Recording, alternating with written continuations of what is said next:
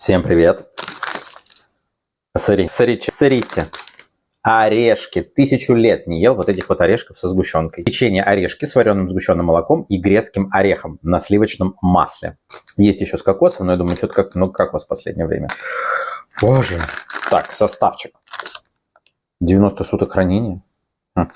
Состав можно не читать. В принципе, сойдет. 50 рублей стоит.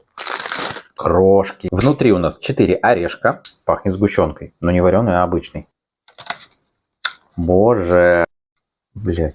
Можно по половинкам. Не поровну. Тесто крошится.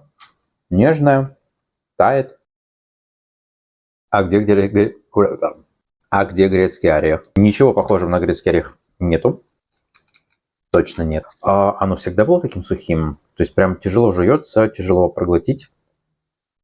Ну так, почувствовать вкус таких орешков неплохо, наверное.